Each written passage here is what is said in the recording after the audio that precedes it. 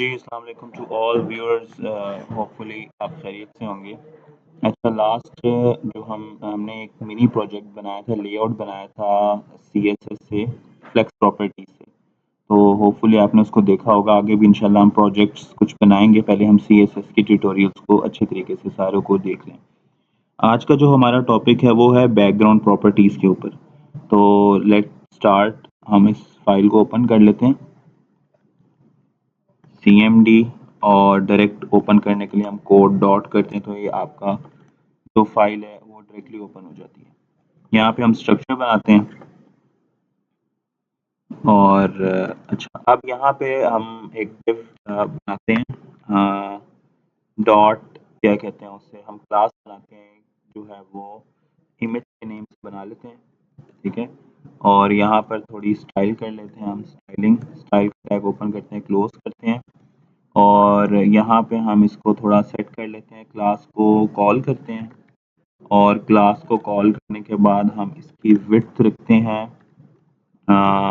200 px और height हम रखते हैं 200 px और इसके साथ है हम इस पे बॉर्डर लगाते हैं 1 px सॉलिड ब्लैक, ठीक है। और इसको हम ज़रा चेक करते हैं कि हमारे पास जो है वो इसका आउटपुट क्या आती है। तो ये हम एक लेआउट बनाते हैं। अब लास्ट जो चीज़ें हमने की थी ना, वो हमने इमेज लगाई थी। ये आपका एक बॉक्स बना है। मैं यहाँ पर ना इमेज इसको थोड़ा सा बड़ा कर लेता हूँ, 400 का हम इसको कर लेते हैं, 400 यहाँ से और 400 जो है हम यहाँ से कर लेते हैं, ठीक है। अब ये आपका बॉक्स बन गया है। इसको थोड़ा सा हम डार्क कर लेते हैं। अच्छा, एक तो ये है कि हम जो है ना, आपको मैं बॉडी में इमेज लगाता हूँ। मैं इसका ना फ़िलहाल के लिए हम इसको कमेंट कर लेते हैं। मैं ना बॉडी को सिलेक्ट करता हूँ और बॉडी के अंदर जो है हम बैकग्राउंड इमेज लगाते हैं। इमेज लगाने के लिए आपने बैकग्राउंड इमेज प्रॉपर्टी को यूज़ करना है। इसका एक पाथ देना है URL से और इमेज मेरी पड़ी हुई है, इमेज को हम लगा देंगे। अब ये बैकग्राउंड में आपको इमेज नज़र आ जाएगी। लेकिन इस इमेज में एक इश्यू है, ये इमेज रिपीट हो रही है मल्टीपल टाइम्स, ठीक है। तो इमेज को रिपीट नहीं करना, तो उसके लिए हम प्रॉपर्टी यूज़ करते हैं यहाँ पर background repeat no repeat. By default ये इमेज जो है वो रिपीट हो रही होती है। तो आप देखें ये आपकी नहीं रिपीट नहीं हो रही होगी, ठीक है। तो इस तरह से आप देखें इमेज बिल्कुल जो है वो रिपीट नहीं हो रही और एक इमेज आपको शो हो रही है, ठीक है। अगर तो आपने स्केल में फिट करना हो तो हम इसके लिए बैकग्राउंड प्रॉपर्टी यूज़ करते हैं, दैट इज़ बैकग्राउंड पोजीशन एक मिनट, बैकग्राउंड पोजीशन और इसमें हम लिखते हैं इसको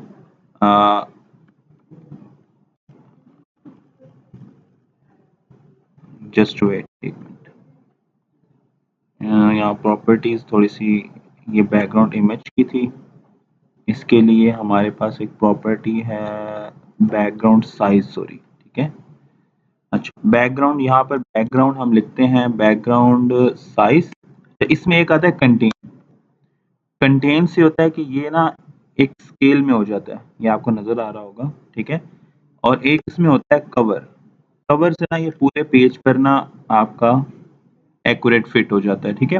लेकिन इसको अभी थोड़ी देर तक आप इग्नोर करें, मैं इसको ना ज़रा इसको कमेंट कर लेता हूँ, मैं वापस उधर आता हूँ, इसको हम अनकमेंट कर लेते हैं। ये अब मैं चाह रहा हूँ कि जो हमारा बॉक्स है ना, इस बॉक्स के अंदर मेरी इमेज जो है वो फिट हो जाए।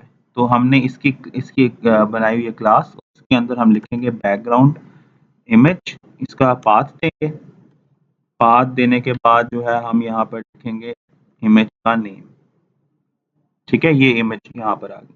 अब ये इमेज रिपीट भी हो रही होगी इसके अंदर, तो इसके लिए हम यहाँ पर रिपीट ना करने के लिए हम करेंगे बैकग्राउंड रिपीट और करेंगे नो रिपीट, ठीक है। अब इमेज रिपीट, लेकिन फिर भी ये हमें एक्यूरेट नजर नहीं आ रही। तो यहाँ पर हम इसका एक बैकग्राउंड कलर भी दे लेते हैं, बैकग्राउंड कलर दे लेते हैं हम इसके अंदर ब्लू।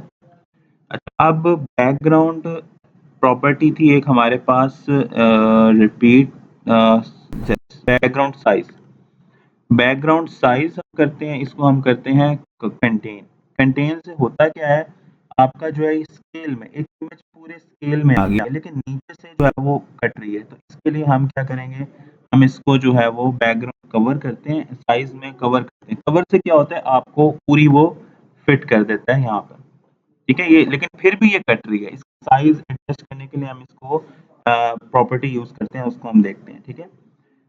हम इसके साइज को अगर कवर कंटेन ना यूज करें तो हम यहाँ पर 20px करके या 40px करके इसके साइज को भी एडजस्ट कर सकते हैं। ये देखें, वो इमेज आपकी छोटी सी होगी, मैं इसको 200 करके इमेज को ऐसे करता हूँ, ठीक है। वो आपकी अपनी मर्जी है, मैं इसको 400 करता हूँ, ठीक है। ये कंटेन में ऐसा हमें शो हो रहा था।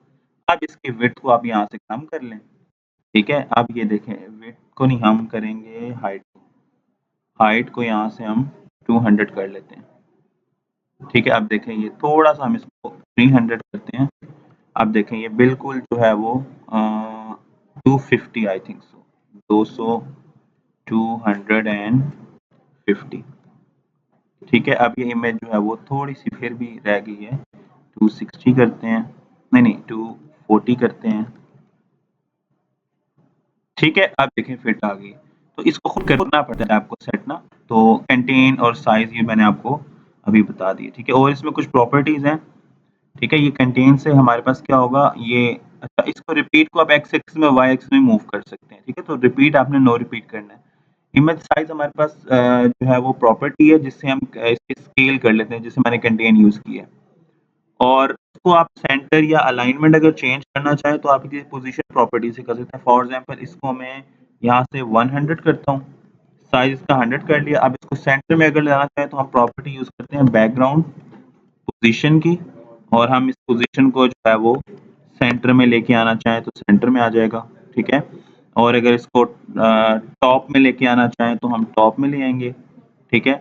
और अगर राइट में ले टॉप भी हो और राइट भी हो तो टॉप और राइट करेंगे, इसी तरह बॉटम और राइट करेंगे, तो ये आपकी अपनी मर्जी, आप इस तरह से इसकी पोजीशन को चेंज कर सकते हैं, ठीक है।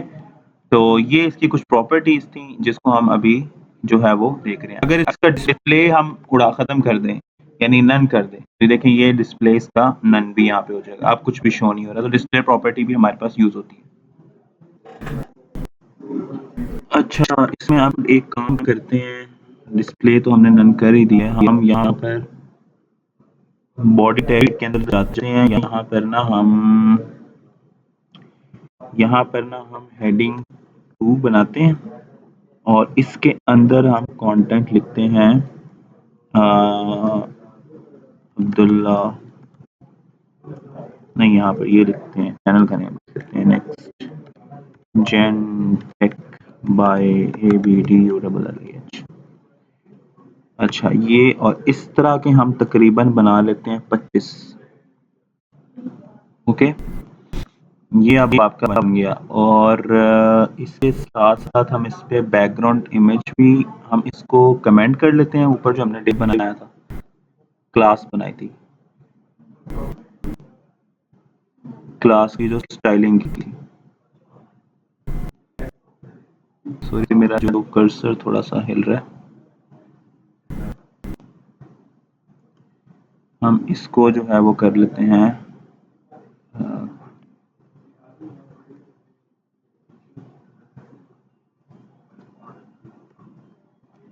इसको हम कर लेते हैं कमेंट, ठीक है। और नीचे हम जाकर ना इसको हम कर लेते हैं अनकमेंट। अच्छा, अब हम इसमें ना बैकग्राउंड इमेज हमने यहाँ पर सेट की हुई है, ठीक है। और ये टेक्स्ट आपको शो हो रहा है, इसको थोड़ा सा हम कवर, हाँ कवर ही ठीक है, बल्कि हम इसका साइज ना खुद एडजस्ट कर लेते हैं 200px, बल्कि कवर ही ठीक है, ओके। फिर वो ज़्यादा हमें उसमें ज़रा मेहनत करनी पड़ेगी। अब आप देखें, मैं इसको नीचे कर रहा हूँ तो इमेज भी पीछे से मूव कर रही है। मैं चाह रहा हूँ कि मेरी इमेज फिक्स रहे और मेरा टेक्स्ट मूव करे। तो देखें, अब आप चेक करना, यहाँ पर उसके लिए हम प्रॉपर्टी यूज करते हैं background attachment fixed, by default scroll move करता है, अब आप चेक करना, ठीक है। तो ये एक प्रॉपर्टी थी हम जिसको हम यूज करते हैं, ओके। तो ये इसको मैं एक और चीज आपको करके दिखा देता हूँ। यहाँ पर हमने, क्योंकि मार्की टैग यूज नहीं होता, हम एनिमेशन आगे जाकर यूज करेंगे, लेकिन मैं थोड़ा सा इसमें जो है फ्लेवर डाल के आपको दिखाता हूँ। मार्की को हम इसको कॉपी करते हैं और इस टैग को हम इसके एंड में जाकर ना क्लोज करते हैं यहाँ पर, ठीक है। और इसकी डायरेक्शन जो हम कर लेते हैं अप, और बिहेवियर स्क्रॉल स्लाइड्स की ज़रूरत नहीं है, डायरेक्शन में आप कर लेते हैं। अब आप चेक करें, ये देखें, ठीक है, थोड़ा सा आप चेक करें, ये देखें वो नीचे मूव कर रहा है। तो खैर इसमें बताने का मकसद ये है कि देखिए आपका टेक्स्ट मूव कर रहा है और इमेज पीछे से सेव है, यानी फिक्स्ड है। तो ये कुछ प्रॉपर्टी से बैकग्राउंड की होपफुली आपको समझ आ गई होंगी। कोई क्वेश्चन हो तो आप कमेंट में लिख सकते हैं। Thank you so much.